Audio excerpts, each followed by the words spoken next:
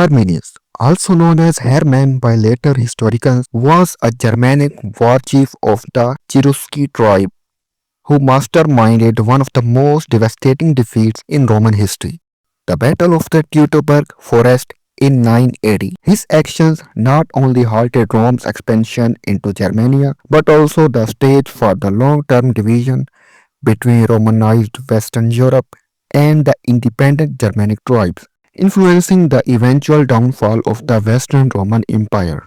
He was born around 18 BC into the noble Cherusci family. Arminius was taken hostage by the Romans at a young age, a common practice meant to secure the loyalty of tribal leaders instead of being enslaved. He was educated in Roman customs, trained in military tactics, and became a Roman citizen, rising through the ranks to become an equus knight. He eventually served in the Roman military as an officer, gaining first-hand knowledge of Roman warfare, strategies, and weaknesses. This experience later became crucial when he decided to turn against his former masters.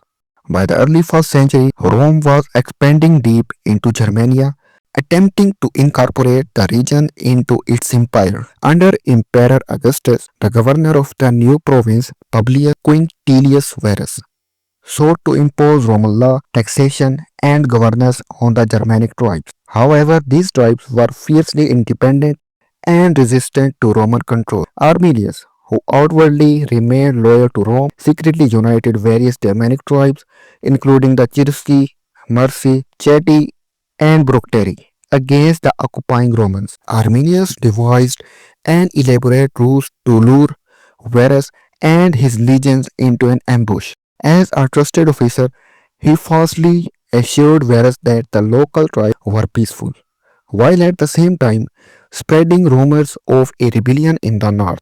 Believing Arminius, Varus led three Roman legions, Legio 27, 28, and 29, along with auxiliary troops and civilization, into the dense and unfamiliar Teutoburg forest. Once deep within the forest, Arminius and his allied warriors launched a series of well-coordinated attacks. The Roman legions, accustomed to open field battles, found themselves trapped in narrow, muddy, and heavily wooded terrain, where their formations became useless. The Germanic warriors, using guerrilla tactics, rained down javelins, rocks, and arrows, while executing ambushes and hit-and-run attacks.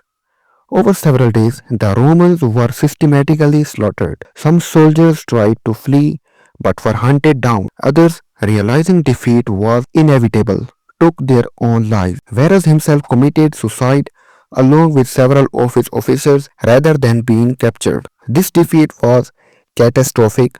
Nearly 20,000 Roman soldiers who were killed or captured, and their eagles, the sacred standards of the legions, were lost, a deep humiliation for Rome. When Emperor Augustus received news of the disaster, he was said to have repeatedly cried out, "Quintilius Varus, give me back my legions." The loss forced Rome to abandon its ambition of conquering Germania beyond the Rhine River. In the following years, Augustus and his successors, Tiberius, focused on consolidating the empire rather than pursuing further expansion.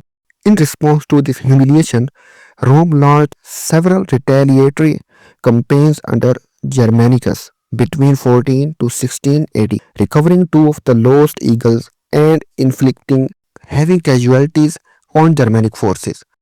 However, Rome never attempted full-scale conquest of Germania again, marking the beginning of a permanent divide between the Romanized world and the independent Germanic tribes. Despite his victory over Rome, Arminius faced challenges at home.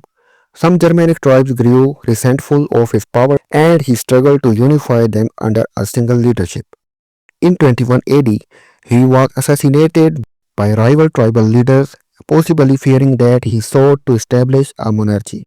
Though Arminius did not destroy Rome outright, his victory at Teutoburg Forest changed history. It stopped Rome's expansion into Central Europe, allowing the Germanic tribes to develop independently. Centuries later, these same tribes, such as the Goths, Vandals, and Franks, would contribute to the collapse of the Western Roman Empire in the 5th century. For this reason, Arminius is sometimes called the man who destroyed the Roman Empire, as his actions set in motion the long-term weakening of Rome's dominance in Europe.